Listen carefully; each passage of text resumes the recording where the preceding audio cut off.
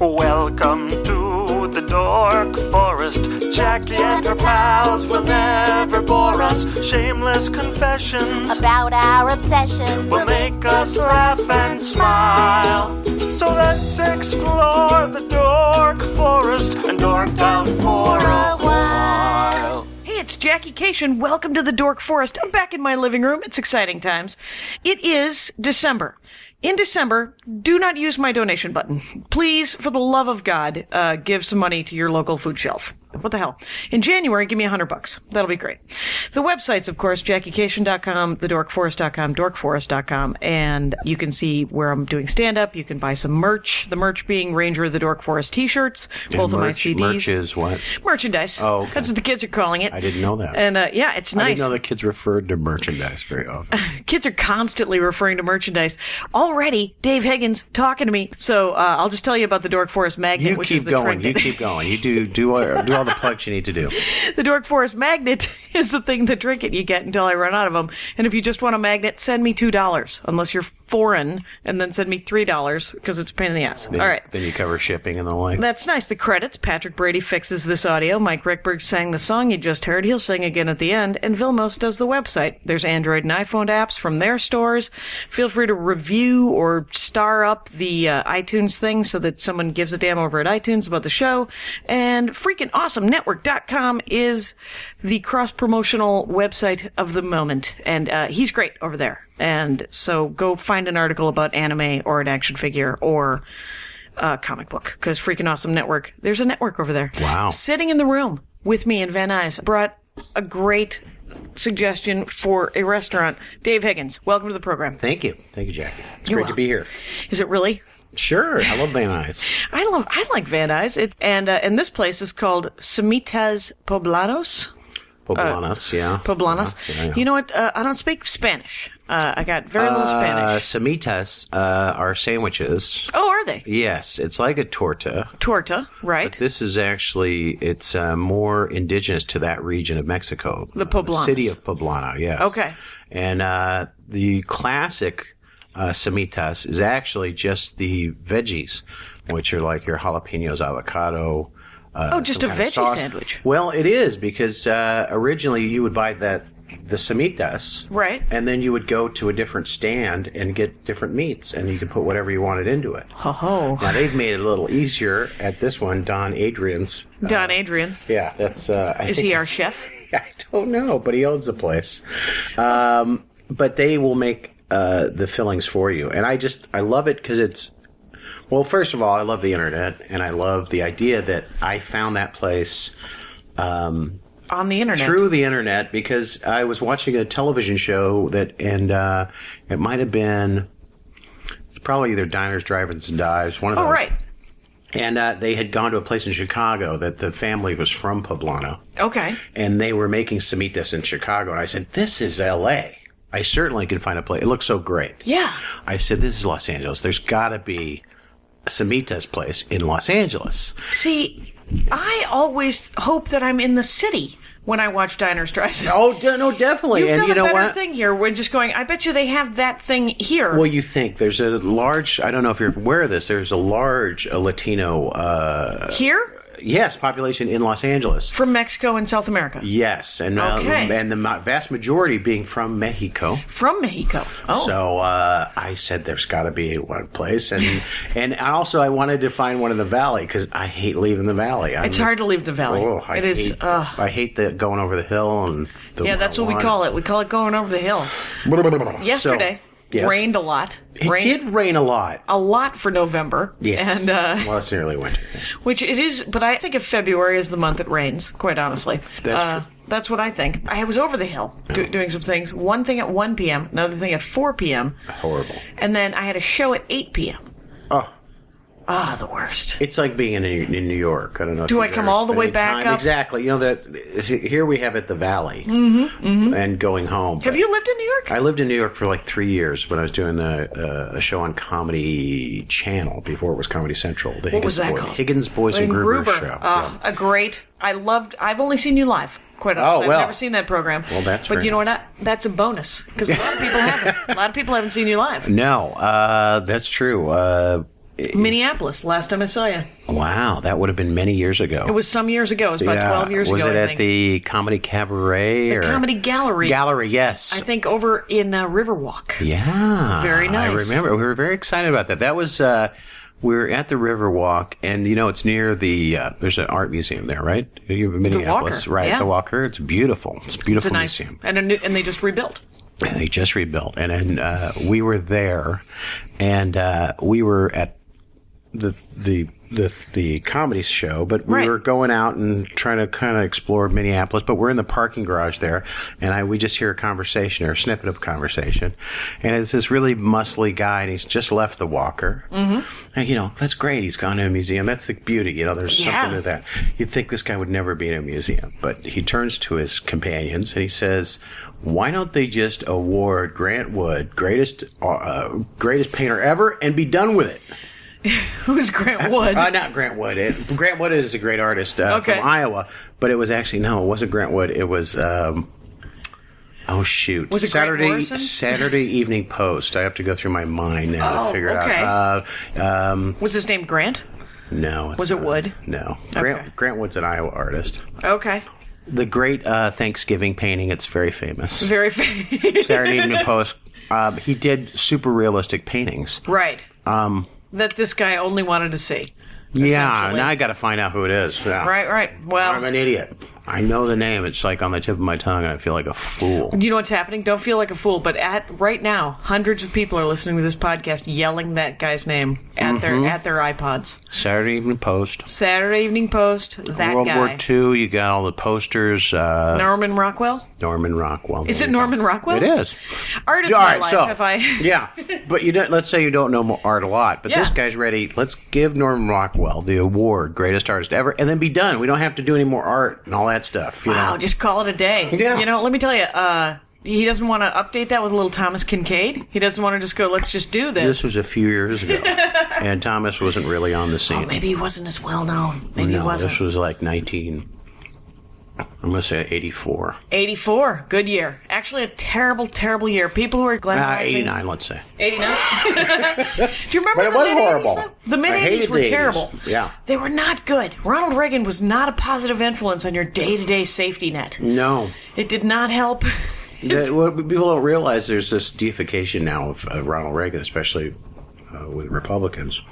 But all this stuff goes back to that. Yeah. I mean, all the trouble we're having now is because of that. all of that deregulation. Mm-hmm. The deregulation of the banks. I mean, the fact that we're safe from 1929 till now. Right. Because of regulation. That was why. Yeah. Mm-hmm. And then we say, let's start getting rid of it, and unions are evil. Right. Unions aren't evil. Teachers are the ones who are just making money hand over fist. Yes. Poor bastards. Oh. How do they sleep at night? Maybe they have those machines. They started the whole lunch thing with the ketchup. Remember that? Ketchup is a vegetable. Yeah, that was Reagan. Ketchup was a vegetable, and now pizza's a vegetable, I guess. Well, and they're saying that 2 tablespoons of tomato paste is a vegetable. Oh, and you know whose head is popping off right now? Jamie Oliver. Yeah, because of that food revolution. And he did such a good job. Even his show was canceled. Right, but he did do. But even coming here, he did. He didn't even get to finish here. Right. And they wouldn't let him in the schools, but with just the fear of him being here, the school lunch programs have improved. Oh, really? Immensely. Because you have kids in school. I have one that's in schools. Do they go to public school, if I may ask? My daughter does. Or LAUSD, yes. Yeah, because I had a friend who taught science for many years in the unified system. She said it was really hard. The problem with the LAUSD and the problem with a lot of school districts, and this is just my opinion. Sure. Yeah. But that's what the dork force is. Yeah, exactly. They're top heavy. I mean, it's like a lot of money goes to administrative costs. Okay. That doesn't filter down to the schools. Oh, so trickle down doesn't work in that situation? It doesn't work there either. Yeah. Yeah. That's right. So, I remember there was years ago they built the new LAUSD building. Right. It's just a gorgeous building, To host that. To host a lot of. Whereas, it's like, let's not put the money in the schools themselves. Well, yeah, I have a beautiful, or at least a very large school that seems to be K through 12, about 2 blocks from here. Uh-huh. And I think about, because I do wonder. I wonder if I took like $200 over there, which I might, because I don't have a great deal of money, but $200, I will always have another $200. I wonder if $200 would make a difference, like to buy like a half a dozen books or. You could do that type of thing. Even school supplies or. Right. Like people need pens and papers and. For me, it's always important that when I give, that it's something. Where you can make an impact. Do you feel better about it? The Donors Choose business. Have you heard about that? It's a great thing, yes. It's a website. You go in and can't you put your zip code in so you can sort of even pick a school in your neighborhood? Yes, you could. Yeah. That's true. And then you pick a teacher or a project that is sponsored by a specific teacher in that school, and you'd be right? amazed. Is that it? Yeah. You go to Target or Walmart or one of those horrible places and sure. buy $200 worth of school supplies. That goes a long way. Yeah. Mm-hmm. Yeah. It's, because a big part of me wants to wait until I have enough money to make a real difference. I know what you But mean. you think about. Yeah. Well, that's like that whole thing with people starting their own charities. It's like there's a lot of charities out there already. Right. You know, that whole idea, it's a big tax shelter is when somebody says, I got to start the new. I'm going to start a new. So-and-so's charity. Yeah. There's some very good charities out there, and you can find out what they're all about. Right. I do some work with the Variety Club.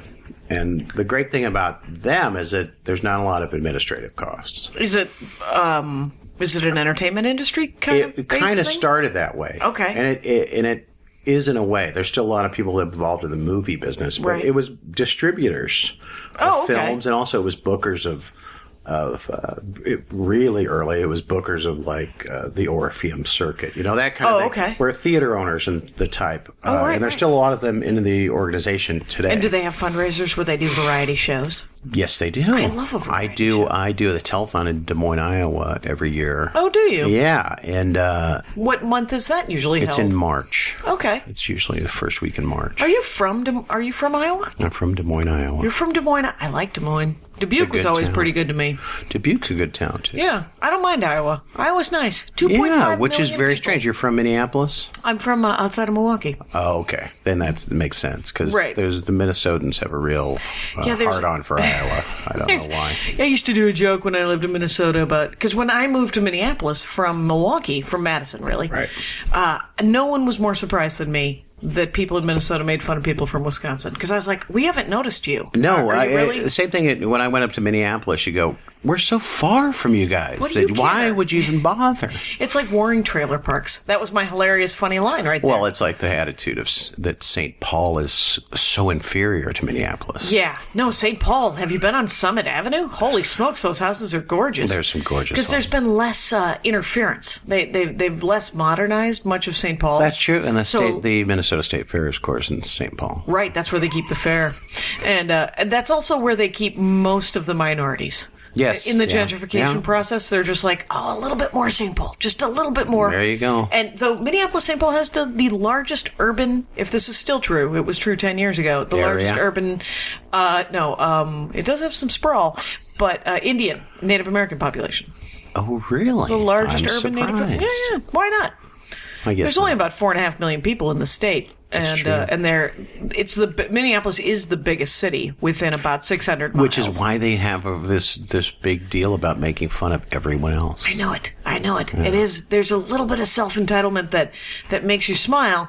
They're so adorable. They are. I do not mock them like the people of San Francisco mock them, because Minneapolis, San Francisco has a feud? Well, not a feud so much as I know that a lot of people, when I was in San Francisco one time, this is one incident. This is anecdotal. So it's anecdotal, but you're going to say it about all San Franciscans. Again, that's what the Dork Forest is about, right. some sweeping statements. That's and there was just some talk of how Minneapolis was a lot like San Francisco. And there was a look among the people from San Francisco who were like, Ew. oh, that's adorable. Thank you. Well, they have a chip on their shoulder, too. Oh, the San Frans? And it has a lot to do with Los Angeles getting too much attention. Right. I don't have enough regionalism, I don't think, to really care that much about. No, but there really is. Well, there's always been that move that where Northern California wants to secede from Southern California. Have you ever thought about? I know it's ridiculous. My thing about San Francisco is that it's dead center in California. They call themselves Northern California. Yeah. Crescent City is Northern California. Yeah, Just Eureka. Right, Eureka. Really, yeah, we're talking, you got to go up where all there is. It's a big state. Walmart, and it's a giant state. It's 16 hours from L.A. to Crescent City. And the only reason I know that is because I sadly took a gig up there and didn't think about it. Right, but I think they think that Northern California starts just north of Los Angeles. I think that Ojai thinks that they're Northern California. Yeah, I would think so, yeah. They're out of their tiny lizard minds because they haven't looked at a map. Because that is... But San Francisco is a great city. San Francisco is a great city. But it has that attitude of, it's second in population, and it doesn't get as much attention as Los Angeles in terms of cultural center. Oh, people love their city so much. When they're just like, Portland, Oregon is the best place in the world to live.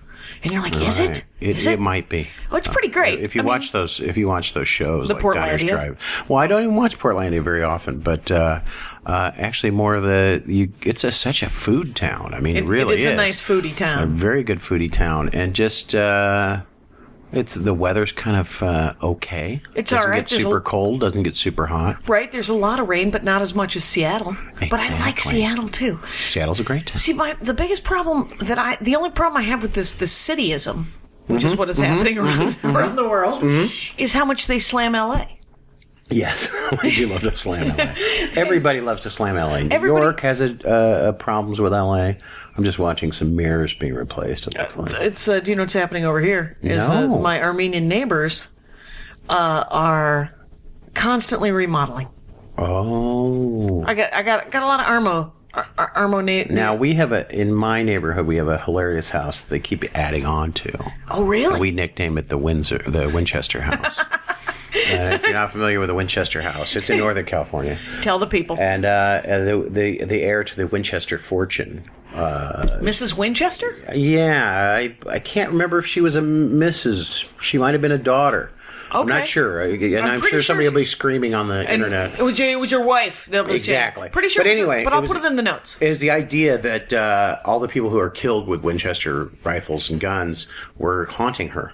And she believed in psychics. So this one psychic had told her you need to build different rooms and corridors to mislead the ghosts from finding you. So she has stairways to nowhere, and there's and she had to build doors forever, opening right? to out. Like if she ever stopped, kept constantly building, and felt that if she stopped building, she would die. So I don't know. Maybe it was during a break. Well, we all die, don't we? We do at some point. Yeah. But what I like to think is that, so is the Winchester House in your neighborhood getting a little ridiculous? This one they've stopped, but it was just, they For must have died. Years it was. Guess, yeah. But it's just funny to me. It's like, have you been to the Winchester? The actual Winchester House? Yeah. No, I have not. Me neither. I went to Hearst. I've been to San Simeon, yeah. That was good. The Hearst Castle. And reminded me of that one Orson Welles movie. I think it reminded me of that one Bugs Bunny cartoon that was a takeoff of that one Orson Welles movie. I don't remember that one. I guess there was a movie called Citizen Kane. Oh. Right. And then, which I watched, by the way, because I made a decision I was going to watch all of the AFI's top 100 films of all time. That's nice. Right, I thought, and you're a film buff. Mm-hmm. We will eventually talk about your dorkdoms. Right now, we're just chatting. It's nice. Mm-hmm. And, but I decided I was going to watch, if it got slow, I decided I was going to give myself permission to fast forward the 100 top. Yeah. And because there's some clinkers on there too. I'd go over the list with it, but it's all opinion. I mean, well, it's so subjective, and I will never see The Exorcist on purpose. Why not? Because I find it frightening. I find the idea. I accidentally saw The Omen. Was up late. Yeah. Was up for a long time. And The Omen's kind of laughable compared to The Exorcist. Yeah. Really. Yeah, because there's that whole thing with the kid, and Damien, it's for you. That it's like one of my favorite scenes in film in terms of laughs. The nurse is standing up there and committing suicide for Damien. Right. This little kid who just kind of looks goofy at you, Right, because, it was all method for him, right? He was just like, because I would say most 9-year-olds can have an evil streak. That's true. That is true. Mm-hmm, but there's also a deal of, basically with child actors, it's like hit the mark and talk. You've worked with you worked Malcolm in the Middle. I've never worked with children. Or animals. Yes. And did you ever work with animals? Plenty. Yeah. Plenty of animals as well. There's a great episode, my favorite episode of Malcolm in the Middle. Say it. I can't. It might be called Helper Monkey. Okay. And my character, after the family has injured me. Yes. And I can't remember the previous episode where I'm injured, but I fell from my house, I believe, the top of my house. Yeah, that's it. I remember that. When I'm trying to adjust the That television. was a great show, by the way. It was a fantastic show. Let me tell you something. I am a Dave Higgins dork, which is why we're not really talking about things that you like. Okay, we're mostly just talking about how much I like you. Go ahead. But your Helper Monkey. Helper Monkey, where I get a Helper Monkey. You have to be paralyzed normally, but they don't, the monkey doesn't know. And the idea was that he tries to kill me by the end of the episode. How was working with the monkey? It was fantastic. Was it the greatest part about it was that show was Linwood Boomer had a definite vision. And many times it would take many, many takes to get his vision exactly right. But when we were working with Crystal, the monkey. That was the name of the monkey. She was a capuchin monkey. All right. You may have seen her in Hangover 2. Oh. She was the monkey in that. Oh, excellent. I'm glad she's still working. She still works. She's fantastic. She actually even... Well, let me just continue with this. She was fantastic. Right. And the idea, though, because you're working with an animal, you kind of have to be a little more careful. Okay. In terms of, we couldn't spend hours on a master. You want to get the shot when the monkey can do it. Right. Okay. And so we would get these in 3 or 4 takes as opposed to 1,000. It was fantastic. The only problem was I was in arm and leg casts. Right. And in a wheelchair. So they'd have to cut me out for breaks and then re-plaster me in. So that was tough, but it was actually one of the easier shooting days. Malcolm in the Middle. That's funny, and it's interesting that they didn't just sort of jerry-rig you back into the same cast. They did. It was the same one. They just cut it and peel it open, and then they'd re-bandage and then it. sort of... So it got, by the end of the day, it's the giant foot thickness. Thick. Yes. Wow. And then you just did a couple episodes of Mike and Molly. I did one a few months ago, or yes, and then, or last year it was. You did the first one. It was first season. This is second season. I just did it, and it'll have already aired when this airs. Yeah. Okay. Yeah. So it was a Thanksgiving episode. Oh, very nice. And I am big fan of the Gilmore Girls. Gruber was on the Gilmore Girls. I didn't know that. Yeah, a lot of people were on the Gilmore Girls. Well, there was a lot of bit parts, and there was a lot of nice. Well, I know. So Melissa was on that. Yeah, Melissa was on that. And also Rose. John Mattis. They're going to be on. They had to cancel. But we're going to rebook. But pretty much of the last 5 people I've had on the show, Ken Daly, Matt Weinhold, and then Rose and John were going to come on, but have canceled, and then Brian Peck. Wow, these are all people I know. These are all people you know. It's because I went to a party at Ken Daly's house. And then all of a sudden, that's how it is in LA, You went to a party at Ken Daly's house? I doubt that. I occasionally... No, Ken Daly will include me. I did not go to a party. No, you've never been. Ken Daly's never had a party at his house. Wow, I got to call Ken Daly. Yeah, he used to. Did he used to have people? When he used to live in Encino, and they had a big house, and he used to have parties. But but not anymore. No, it's an apartment. It's an apartment, so he's not doing it. But no, you're right. It was residence. Matt Weinhold. Yeah. So it was the Weinhold residence, and that was the weird thing because I did a dork expedition to Brian Peck's house because he still had it decorated for Halloween with original masks from Mummy, from the Return of the Night of the Living Dead, which I've never sadly seen. It's got monsters in it, Dave. Are you afraid of monsters? I don't enjoy monsters. I like my monsters to be buffoonish, much like my Nazis. Well, I tell you, there was a move. I always equate this with the first. Well, after the first Depression, the Big Depression, 1929. The Big Depression, yep. Horror films were very popular. Okay. And also during World War II, horror films were very popular. You had 1931. You had Dracula. Oh yeah. And you had, then right after that, Frankenstein and Freaks. Early 30s? Todd Browning, all early 30s. And then Universal made all the big monster movies, and there was The Mummy. And it took us all the way through World War II, and there's the idea that they weren't real monsters. These were all mythical. These were all monsters that you wouldn't times were so bad. I want to escape through that horror. This is a horror I don't have to deal with. Oh, there you go. And I think that's and I don't know how well, what was that, Contagion or that came out. One of the virus movies? Yeah, the one that just came out. I don't know how well it did, but it's just that, for me, it's like, you don't make a movie like that now. We don't need, and now I can die from a virus that some guy coughs on a plane. Yeah. Gwyneth Paltrow can show up and cough on me and I'll die. Right. I think you need movies that are more monstrous. More escapism. You need more things that can't really happen. Yeah, like the Walking Dead and all the Shaun of the Dead and all of those. Like, I saw Shaun of the Dead and I've read The Walking Dead, but I haven't seen I don't have HBO. I've seen a few. It's actually on basic cable. Is it? Walking Dead. It's The Walking Dead is AMC. Oh, that's right. Along with your Breaking Bad. With your Breaking Bad and your Mad Men. Mad Men, yeah. Breaking Bad, 2 seasons. 2 seasons of Breaking Bad, and then I saw that there was going to be very little redemption. There is no redemption so far. But I'm telling you, I love the show. It's an amazing show. It's an amazing... I would rather... And it's very hard to watch. It's very hard to watch, and I have said this before, I would rather live through the nightmare of being a science teacher who had a meth lab than... watch that. Really? I would rather live through the bad decisions that are being made on that program. Live. Yes, where I could possibly say to somebody, I am the caricature of a black person at a horror movie. Well, yelling, you know what? Stop going in there. Now we're at a point, and I don't know if you're not watching it, but that's fine. This point, we're at a point where he could leave. Oh, he could get over it. Yeah. Are you talking about the young man?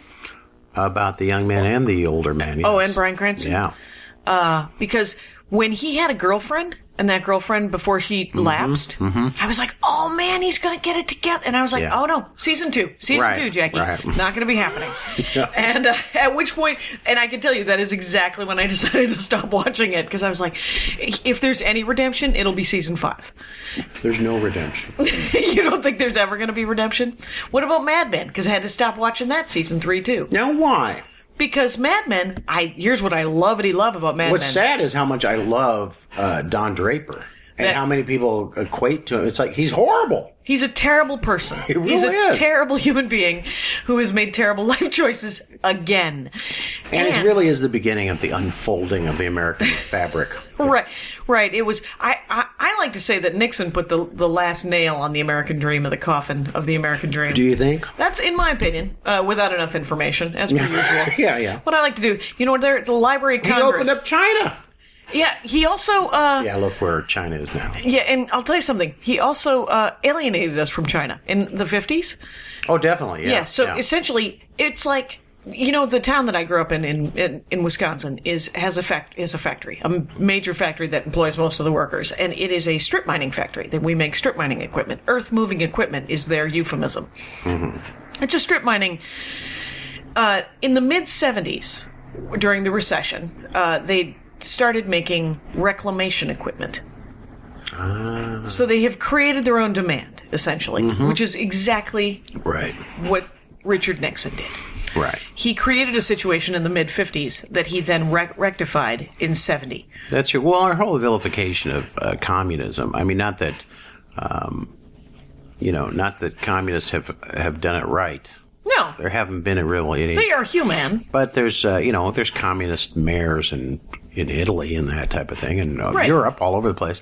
Communism itself, no one form of government is bad. Like that whole idea of libertarian.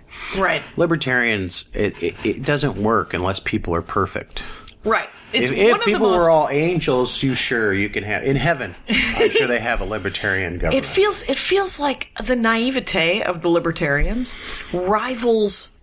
I mean, it's so laissez-faire, but their belief in the nature of humanity is sort of like some sort of mashup between Locke and Hobbes. If you actually get down to it, these people don't think that way. Yeah. In terms of, they don't think that people would be great. Yeah. They just think, the real idea is, leave me alone. I can take care of myself. Right. And that idea that you live in a society...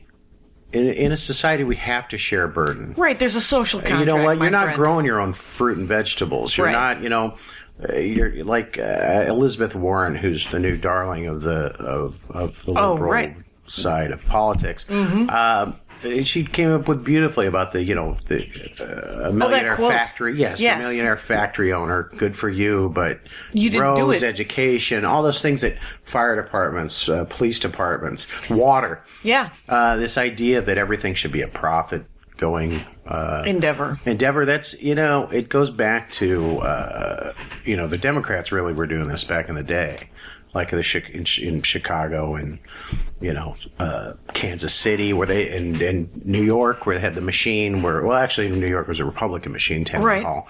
But the idea that you give out these contracts, these government contracts, and the Bush really did it great with that whole Halliburton thing, and let's privatize the Army because government can't do anything good. Right, the prisons need to be privatized. Everything should be privatized. All that stuff, and it's all been a failure. It's a debacle. Other than people making money off of it. Right, there's several dozen human beings who are fabulously wealthy because of it, and the idea that you can't have a guy in the Army cook, it's better to have a McDonald's brought in. Yeah, how does that make sense? It doesn't. Yeah, and. The whole thing is it is a bit of a because I think that their belief. Yeah, I think you're right. They heard that "Think globally, act locally" slogan of the liberals of the '90s, and they were like, no, I refuse to think globally. Well, I think the whole idea, we've always been, the world is a global economy. It has been forever. Right. But this idea that you're no longer taking things that are so. All right. When it was a global economy, let's say in 1940 or before the war, anyway. How about in 1099? Let's say in 1960. Right. We wouldn't consider it a global economy, but it was. America was really good at making industrial things. Right. You had.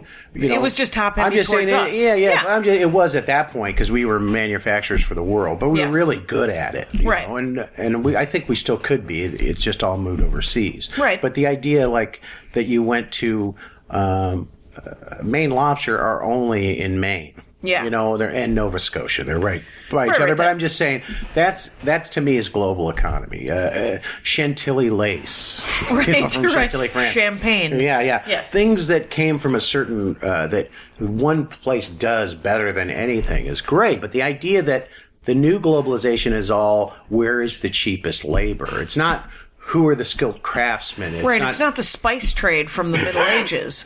It is instead, who can we completely exploit to make, iPods? And I get why that it's moved to that, because it makes Well, America became an industrial giant because of cheap labor. Yeah. I mean, that was part of it. It's that we had all this immigrant. The cheap labor. We did. Now they've taken us back to that point. Right. So we can start up again. It'll be nice because everybody just wants. But you know what? I just want us to go back to the '60s. You tax the rich, and then people in the middle class could afford things. Right. Because we cannot. What I don't want to go back to is 1908, where you have to count on John D. Rockefeller being as good of a good guy as he was as a bad guy. Well, it's that idea that, and I know there's a lot of people that believe that. Well, you know what? There was a time when certain aspects of that were a good thing, back when we had charity hospitals. Yeah. It was the idea that hospitals shouldn't make a profit. But then during Nixon's time, they got that idea that why not? Why shouldn't hospitals make profit? And within that not only that, but insurance companies could actually make money not getting people well. Right. If we don't treat them. Did that start in Nixon? It started in Nixon. There's a conversation. Era. There's a conversation where he's talking to someone about Kaiser Permanente. Okay. Because they started that. They started the HMO thing. Okay. And the idea, HMO started in the early 70s? It would have been, early 70s. Okay. They were the first one. I'm not sure exactly the date, but there's a conversation. Yeah, there's a conversation on those Nixon tapes. Okay. Where, and I'm paraphrasing because I don't know exactly, but it's the idea, they make money by not giving people health care. I like that. That was my Nixon. That was for all you kids out there who big Nixon impressions. Here's the thing: is what we have found out about us is that we're kind of dorks for the last 45 years of history. I don't mind. We've been screwing up. Yeah. We've been. Yeah. Well, I love the Wall Street movement. I love the the Occupy Wall Street. It is amazing. I've been sitting by in my generation and. And actually younger, but my generation and on, this idea that the most important thing in the world was to get more wealth. That Wall Street, they miss the point of, and they think Michael Douglas is the hero. Right. When it's really Martin Sheen. But, people watch the movie, they don't see that. Yeah. It's the idea that Martin Sheen as the Union man is the hero. Right. I don't even. That's, Michael Douglas is the. But many times the most fascinating character is the villain. Yeah. If you look at Silence of the Lambs, who's the most interesting character? Hannibal Lecter. It's not an ancient starling. Right. Right. Wearing my shoes. Who's slightly, and in The Ghost of Mr. Chicken, I think the most is not. You don't think Don Knotts is the most fascinating character? You know what? Or is it the gardener? I think the gardener is. Don't ruin it. Spoiler alert. There's the idea of again. I will go back to. Order. I'll talk about movies. If you want. Will you? You want to talk about movies? Let's talk about movies. Have you seen anything recently? I did. It Do you was watch? Not good. What did you see? Well, the last one I went to in a theater was what the hell? The Immortals. Oh. Okay. Big movie. Big movie. But obviously they didn't spend a lot of money on it. I mean, I don't know where the money went, but it wasn't to craftspeople or actors. Right. Horrible. Just horrible. All right. Too much dialogue, and many times if I see a movie and it feels like the actors aren't speaking, it's like they're just reading lines. Right. I always do this thing with my fingers as I'm typing the script. And that's what I felt like in that movie. It was the idea that I can see that on the page. Right. And I can see the guy going, yes, I nailed it. You nailed it, but no one can say it. And no. Why are they, it doesn't seem why natural. Are they still talking? Yeah. Yeah, that is unfortunate. The Muckety Mucks made a lot of money because there was a lot of money being made, and it keeps getting made on the top. We find that even in this in this industry, you've seen it. Yeah, it's the idea that our pay hasn't gone up. No, we've been asked. We used to have quotes. We used to have a figure that you paid for that certain actor, and those are all gone. Everything's non-quote. It's all union minimums. Oh, really? Maybe minimums plus 10 for everybody beyond the top 1%. Your leads, big names. Everybody else is at minimums. It's just minimums plus 10 if you're lucky. Mm-hmm. That's exactly. Now I am in the stand-up industry, and that's where I make the bulk of my income, and the weekly rate has not gone up. No. Since the middle 80s. Yeah. And it's come to the point where I have to insist on this sort of basic minimum plus travel. And that's my plus 10. Oh, yeah. Because they aren't paying travel? They aren't paying travel. That's horrible. It's horrible. So they pay hotel, and they usually feed you. Because I'm thinking of doing it. Are you thinking of going on the road again? I'm thinking about returning to the road just because. To supplement? For me, yes, to supplement, actually, to make money, yes. But, for someone like me with TV credits, I usually get more money. You could fill, and you could fill the room, and you should be able to get sort of better money than I get. Right. So, yeah. Right. Because my credits aren't bad. And I know people who make a lot less than I do who have no credits. And you're like... No, it's tough. I remember, this money when people were making it in the 80s, like I came up through the comedy boom of the 80s, where people could make a living. If you were even a middle act, you could make a living. Right. And you still can. It's a really shitty living. But then it was like, let's say you made $50,000 a year. This was 20, 30 years ago. And that's a good steady living. That was a good money. Yeah. I mean, you can make about $40,000 a year if you work 40 weeks a year as a really no credited headliner. Just working the road a lot. Right. And that's working 35, 40 weeks a year and selling merch like a Barker in a car. Yeah. So. Well, I remember the first one I remember who had merchandise was... because I remember back in the day it was not okay. No, he didn't do it, except for, what's his name? He just passed away recently, too. George Carlin. No. Richard Jennings. No, it was, I can't remember his name. He used to be on Make Me Laugh. You'd probably... No kid now would know who he is. Gallagher, too. No, but anyway, you get the idea. Alive. But he sold these glasses that had the... Oh, the googly eye guy? Yeah. The googly eye guy. I'm what was horrible his name? Today with names. But didn't he get sued for the googly eyes? He might have. No, he sued somebody else for selling them. Oh, the deal is they were just something he picked up. Right. They were just at a magic shop. Or he may have been sued, yeah. Yeah. I used to work one of my day jobs. Vic Dunlop. That's it. Vic Dunlop. Yeah. Yeah, I remember. Dunlop. Yeah. Did he pass away? He did recently, I believe. I'd hate to say it and he didn't, but I will think double he check. did. I will double check. Mike Veneman passed away. He's an old-timey road guy that I worked with. I don't know that. He's a good guy in many ways. He narked on me one time when I was featuring for him because I said the word cunt in a joke that was not funny. Yeah. And he narked on me he came to me and he said, you can't say that word. And this was 94, 95. I mean, the kids are using it now, like the word bitch. I mean, it's very sort of British. In England they use it. Yeah, very. And but at the time, it was just starting to be used more regional or more regularly, and I didn't know what it meant. So I was doing a joke about how I would rather be called a cunt than a bitch. Because I have no idea what you mean when you call me a cunt, so call me it whatever you want. Right. A bitch, I know exactly what you're saying. You're saying I'm a mean-spirited person that is slightly whiny.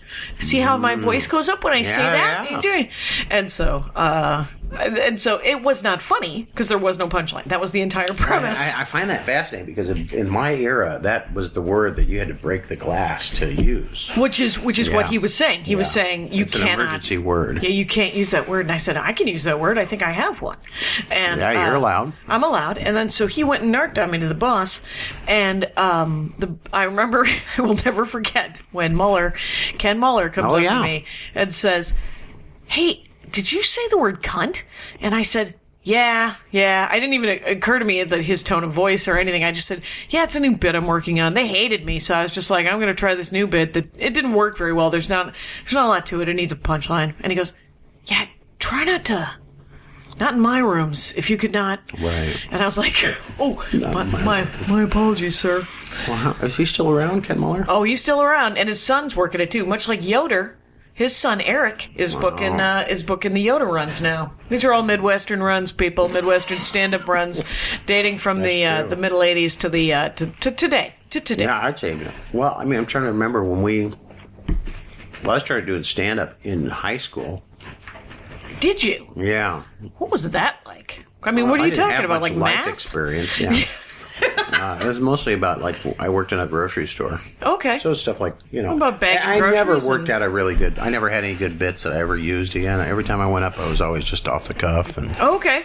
So you were always writing. There's that. Yeah, I should have been, but, or you were milking them of their goodwill? What is happening? I don't know. I just was never prepared. I was always a lazy performer. And yet... always entertaining every time I saw you. Was that when you got with the... Well, when we did our stuff, we used to rehearse it a little bit. Yeah. But we never... You can't have several people on stage and not let me tell you what we rehearse. used to do. Okay. Because we really didn't rehearse. We kind of did. But we used to do... When we started out we were doing a show weekly at a place called Green Jeans in Des Moines. And we would write a new show every week. We did an hour-and-a-half show. Wow. And so we'd be doing a lot of... we did improv were living like as well. old-timey radio kind of situation. Yeah. It was like a Unusual vaudeville. Yeah, Dr. Unusual is old-timey radio stuff. It is like that. Parodies of it, yeah. Yeah, Ken Daly mentioned it, and that is where you can get your up-to-the-date Dave Higgins podcasty kind of thing, right? Well, it's not Unusual? that up-to-date. We haven't updated in a while because we've been busy, but DrUnusual.com, there's 3 episodes on there. There's 3 episodes. Okay, well, that's fun I believe, then. yeah. And who doesn't love a finite run for a minute? Well, the thing is, up. I know, and I'd love to, we need to do more, and we want to do more. It's the idea of getting people together for these things. It's difficult. And, but we recorded them, and they're fun. I don't know. I love old-time radio. Okay. Do you like old-time radio, do you listen to the old tapes? Like, do you go to... Well, I used to when we had to. I used to listen to, we used to have these things called LPs. Oh, I remember. Yeah. Vinyl. Now, vinyl's big again. But vinyl's big again, and they only call it vinyl. They don't call it LPs. They don't call it LPs because they don't have to. That's the only thing they have. Right. We call it LPs because they were long-playing. They were long-playing albums compared to of music. And all, all these stuff was developed. LPs were developed for classical music. And so all the longer forms were. Okay. Because you couldn't do a popular song you could do on an old 78 RPM record, a 78 as we called them. Right. Well, now wait, because when I was a kid, they were 45s. 45s I think 78s were are gone. much older. They were pre my time. Right, but right. We used to Yeah. get them. We used to buy them because you'd have either be old Was the big quality band better? music. No, the quality was never better. This idea of vinyl being better at all. It's not. It's It's actually horrible. not true. It's a misnomer. It's the idea of like that the scratches and pops are good. Oh, okay. People like that kind of sound. You know what? The problem for me, this is opinion again. Right. But it's Sure. the idea when CDs came out, Yeah. it's all digital now. Right. So even a transfer, like what happened when you used to record a record, and we recorded a record back in Des Moines on, tape and everything. Yeah. But even before that, then you would record it, and then it would be on an acetate. And then they'd make copies of that On vinyl. on vinyl. Is it But the acetate idea- like a piece of marble? What are we talking? It's like I'm thinking it's Fred more Flintstone. pliable plastic. okay. It's like it's a kind of plastic that's Okay. it wasn't natural. I think it was more natural than the plastics of today. Okay. Like less petrochemically. Okay, so made But out of anyway, vegetable matter. the possibly. idea was every time you made a dub down off tape, off anything, on analog, Yeah. every generation was a degeneration. Right. It got fuzzier It and got fuzzier. fuzzier. There's more noise, less of the highs, less of the lows, the very lows. So you always recorded everything as much as you could right in the middle, or as loud. You recorded it as loud as you could without Right. it distorting. Right. Because you knew that every time you do. Now, when you record a podcast, it can be very low levels. Right. And Because you it can be tweaked Yes, to whatever. you can pump it up because it's digital. Yeah. So the idea that somehow these analogs are better. What about remastering? Remastering? Yeah, like when they re-release something from like the Beatles or something like that, are they using those acetate originals? Well, they're using by the time they got to the 60s and the 70s, it's all on tape. It's all on like 2-inch 2-inch. recording tape or 1-inch. It's on large format tape. Okay. And these things can actually degrade. Okay. It's not like the digital code. If you got something on an MP3, Yeah. MP3 is not necessarily the best quality. Right. You could have there's different formats for digital audio. Right. But regardless, that no matter how many times you copy it, it's Right. the same. It should be exactly the same. Yeah, it's like. So only if the file gets corrupt. So I'm somehow. all over remastering older songs because a lot of times the version you're getting is made from another. It's not made from the original master. Okay. The original master has the sounds they made in the studio.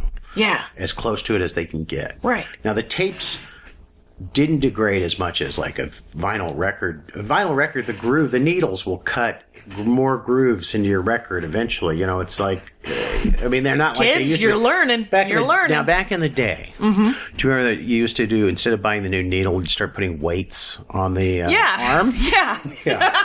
Right, to make it So go it would down dig, deep. it would dig deeper. Yeah, because it's kind of dulled. So we need to have it dig deeper. So that idea to me of like vinyl being this great. Right, it just seems hipstery to some extent. It You're is like kind of. a There's little and nostalgic. I'm not a huge audiophile. I can't tell the difference between As Rangers of the Dork Forest know, music is my life. I got nothing. I'm still listening to that Granddaddy album from 1999. Well, if you're listening on headphones too, yeah. what does it matter? You are getting the cleanest sound you're going to get. Yeah. So I don't think vinyl has. When I edit the podcast, or when all I do is usually just try to pull out the sound of the telltale heart that's in the background of every episode. Just because I buried somebody. No, I'm kidding. And just the bumps. ka-chunk. Yeah, I just try to pull out every. Well, we used other... to. It's amazing. I was just the idea of how much technology we've seen advance in certainly in my lifetime. Yeah, it's mind blowing. Are your parents online? No, my parents are both deceased. Oh, are they? Okay, so so they're on the big online. Right. They're what they can do is they can tune in. Yeah, and I'm adorable. But your family does that, dude? No, they are not online. They are not online. Matter of fact, I offered to buy my stepmother an iPad as a gift, and I said, well, then you could check email, and you could, and I would pay the $25. I mean, I was like, I'll do this whole thing for you because you keep talking about wanting to be online, right? And she talks a good game, and then when it comes down to it, she goes, "Don't get it yet. Don't get it," which means don't get it. I don't really want this. Right. And I'm like, okay, because I say things about her all the time that she doesn't need to hear. She doesn't need to know that. But, No, she's my but just the amazing things for me, it's like the idea of, to own a song back when I was growing up, you had to buy the record. Yeah. Or you could tape it off the radio. Yeah. But you'd have to literally hold your microphone from your cassette player from Radio Shack to the speaker. You get one channel, especially back then. Yeah. Because stereo was really literally divided the two channels. Mm-hmm. It was all going to be mono. You didn't get Ringo's drums. Yeah. You know? Yeah, it was all going to be mono. Yeah. And I did like it when you could get a tape deck inside a radio. We thought, this is it. This is it. This is how we're going to share music now. Right. Before file sharing. Yep. This is what you did. You made party tapes. Yep. And you recorded them off the radio, and if you missed the beginning, everybody was very understanding. So once you had a cassette deck inside your system. Right. Think of it. Think of it. Think of the joy. But then we completely stopped doing radio recording. Which was weird, right, but none of them were tape to set tape. up really anyway. Remember tape to tape? Mm-hmm. That was a big time in my You could life. make your copy of your tape. Again, losing a generation. You lost a generation, it got a little fuzzy, and then the bad thing is if you had a copy tape and then you wanted to make a mixtape from that. Well, and there's the other thing muddy. too is how tapes would get passed around. I mean, this is stuff that people don't understand today either. These kids today don't understand.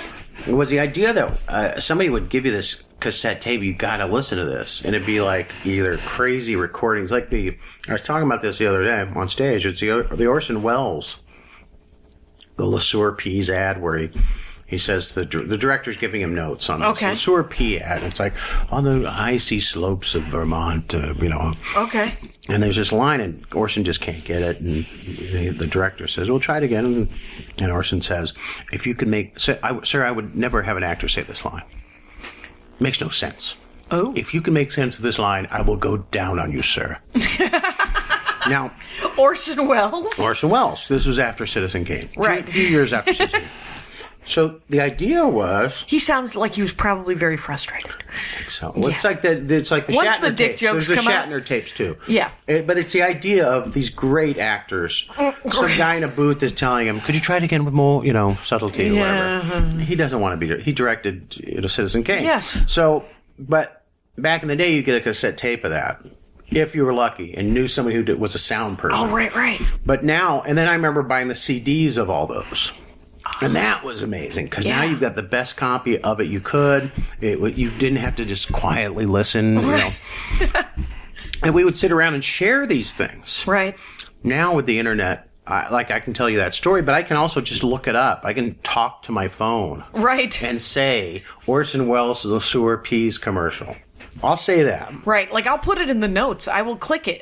And someone will be You'll able to be able hear to find it? the MP3 somewhere. Yeah. Okay. And I'm just saying, I was telling somebody that story the other day about, sitting around. People not wanting to take direction. And they were talking about the Shatner ones. And okay. I said, well, there's the Orson Welles ones. And the idea is that it's so amazing that I just carry this, my little phone. Right. My Android phone. Mm-hmm. And the world is there. Yeah. Yeah. It's less social. It is at that, and less commitment. Like, because Murray Valeriano, yes, was on the show, and he is a U2 dork. He loves the band U2. And so he brought the tiniest USB stick I've ever seen in my life. They had every song on it. Hundreds and hundreds of songs. It's not happening. You don't have time to listen to everything. I don't have time. But you know what? I think what'll help, what'll happen, is so much of everything. And thank goodness for our consumer-driven economy that they were able to develop these phones that are incredible. Right. The advances in technology that were funded merely by our spending. Right. There's some good has come out of it. Okay. But what hopefully will happen is the idea that kind of has happened with me. I don't buy CDs like I used to. Right. Of course, I was making TV money back when I was really buying them. But, right. But just in general, I don't have that need of ownership. Right. I don't have to have it now because I can find it if I need it. You can go to Pandora and just plug it in and listen to it for a minute if you just want to. Exactly. Yeah. You can order it if you really want to own it. You can order it digitally. I do prefer owning a CD. The hard copy? Yes, than downloading. I'm not a big... like my iTunes library? I used to download music years ago. Yeah. Back when it was early in the early Napster yeah. Before Napster and pre-Napster, that era. Napster before it got taken down and right. Me too. Paid for service. Yeah. And the idea was I would buy the CD Yeah. If I and they found that to be true, that most music sharing, if people download a song, many times they'll go out and buy, the majority of the time they'll go out and buy the CD of the album. Right, because they've got access to the one song, or even if they have the whole album, you remember, not everybody had a broadband. This whole idea of how much money they lost to file sharing, oh right, the pirating. Right. It's just a creative accounting way of still not paying artists. Yeah, because that's what it goes down to. Right, because there is less money, but it's less money in their coffers. The artists are still making the same shitty money. Yes, and also I don't see this huge drop in executive pay at any of these companies. Or have you heard them laying off like tons of executives? No. They don't get rid of departments either, unless it's a creative department. Right. The accounting department is still giant. The legal team is still giant. There's a lot of money going after pursuing these people.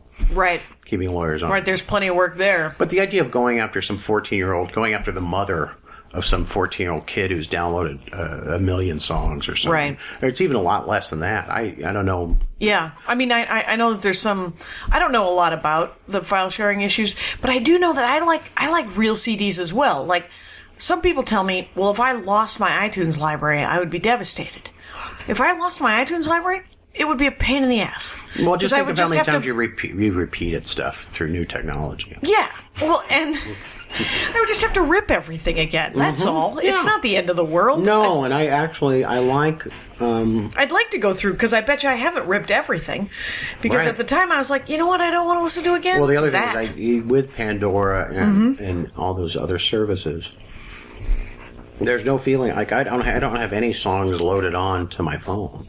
Oh, really? No, I don't have to. I should probably do the cloud. I'd probably do Amazon Cloud. But right. But what I'm starting to... originally this was getting at, for me, and where we've gone off on these tangents, was the idea of less clutter.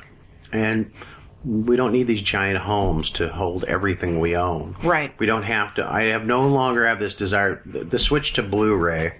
Yeah. I don't have the desire to own everything on DVD now. Because now it's not as good a quality. I had laser discs. Oh, did you? Now I had laser discs, and then I had a lot of. Do you still have your laser disc player? I got rid of them. I have my laser disc player. Okay. But they die. There's nobody making new ones anymore. Right. There was Panasonic, I think, was making them up till recently. Okay. But as karaoke machines. Oh, fair enough. Who doesn't love karaoke? I love it. I enjoy singing. I do enjoy it.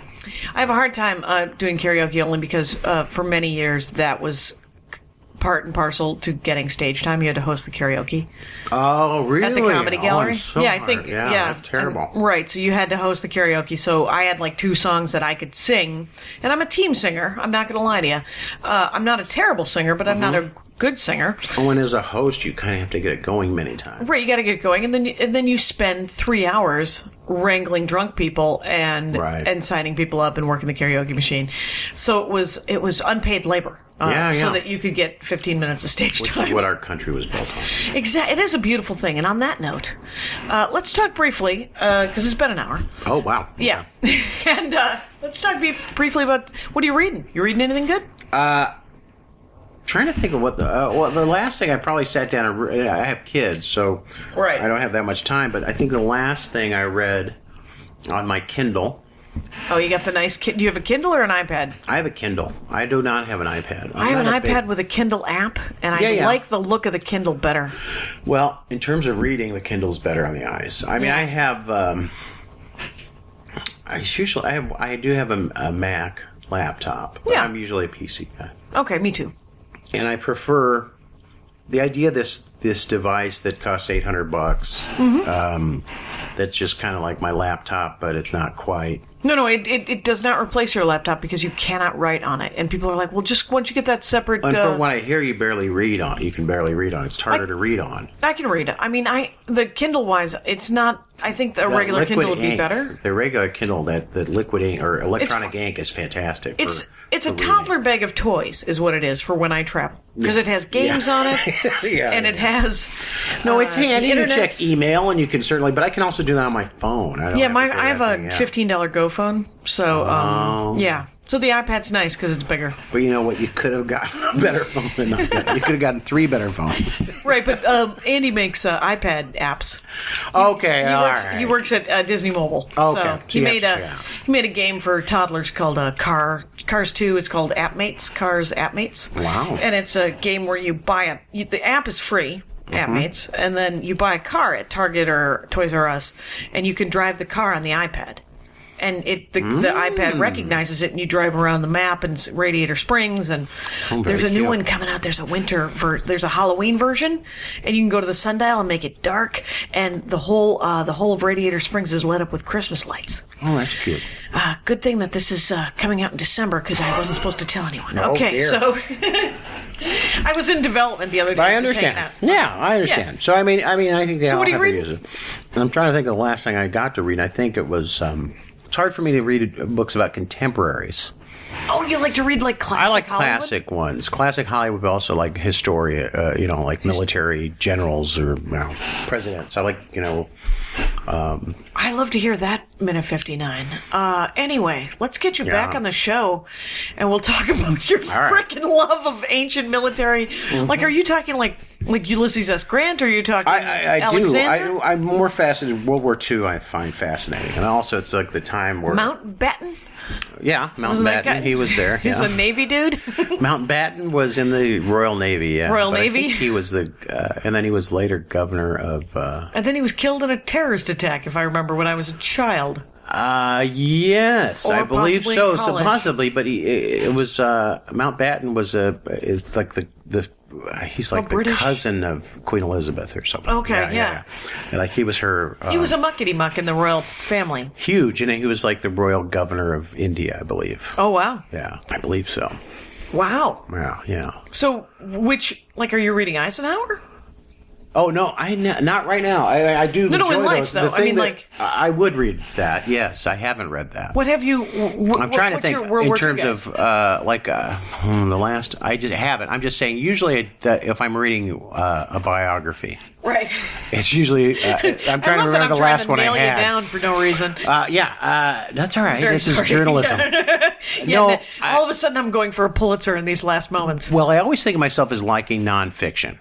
And I love reading nonfiction books. And I think probably the last one I read was Medal of Honor. The what's his name? Is it about Medal of Honor? Stories of Honor? Medal of Honor winners, but maybe not. Okay. But I haven't read one in so long. The last thing I read, I think, was Jeeves. Jeeves? Yeah. What's that? Jeeves and Wooster. Oh, okay. And that might have been like Onward, or one of those Jeeves books on my Kindle. I tell you, one of my favorites was Studs Terkel did one in World War II. Studs Terkel's fantastic. He's fantastic. Who is he? His are mostly just interviews. They're just Studs Terkel was a Chicago Tribune writer. Okay. I believe war correspondent. Maybe you're asking me this. Maybe he was. I'm not sure. He might. I'll look it up. I believe he was in Chicago. Yeah. But anyway, he was a character, and he used to write. He was a columnist for whatever newspaper it was, and he was syndicated. Right. But his books, he had one about the Depression and one about jobs, and okay. He had one about World War II, and it's just they're stories, they're people's stories. Oh, those and are he would great. just collect them. He was collecting the people's stories, and then you're reading it in their voice, and it's fantastic. And Stephen Ambrose, his books, I really like. That might have been the Medal of Honor one I read. Awesome. But his thing too is apparently I think he just passed recently. Stephen Ambrose. Yeah, he's the one he was the Steven Spielberg, the Private Ryan, Saving Private Ryan. He was the consultant on that one, or something? Yes, he was a historical consultant on that one. That's neat. His books are great. Okay. Dave Higgins, I would like to have you back on the program. Oh, certainly. Because this is a whole other hour we're talking about here. Well, we haven't even talked about one subject at all. Nope. We covered some things. We covered a lot of social commentary. I don't talk about politics a lot, but I do talk about social issues, which are kind of political now, I guess. Yes, they are. They're very political, and but I try... Yeah, whatever. Anyway, people, get out there, affect some change at a grassroots level, huh? That's a nice thing to say. It is a nice thing to say. There's a thing in the Midwest now that I go back to Des Moines at least once or twice a year. But they'll do the thing where they tell you the farm it's grown at, or, Oh, yeah, that locally grown Yeah, food. yeah. I like that. I do. I like that, too. I like the idea of knowing and the idea that it's not Chilean grapes or... Yeah, it doesn't have to come all the way from Chile. I hope it all works out. Why don't you let the people of Chile grow some tomatoes in addition to their grapes? They do. They grow some delightful tomatoes. Right, but it'd be nice if they grew some... And they grow a lot of potatoes. Do they? Oh, that's... They're indigenous to that. Isn't that... yeah, I saw that. Peru, Michael really. Pollan as the story about the 4 different foods. Really? Oh. Guess how irritating it would be if I just ended it right there. So it's been great. You might have to. I know it. God dang it. Dave Higgins, let's do it. Let's bring you back and have you and talk about war and famine and peace and justice. I would love to. Thanks for being here. My hat, my hat, my hat. They're dancing around my hat. My hat, my hat, my hat. Well, what do you think of that? If it looks like a Mexican hat dance and it sounds like a Mexican hat dance, it's most likely a Mexican hat dance. So take off your hat and let's dance. Yay! Oh my God. Why don't we just call that as the end of the show?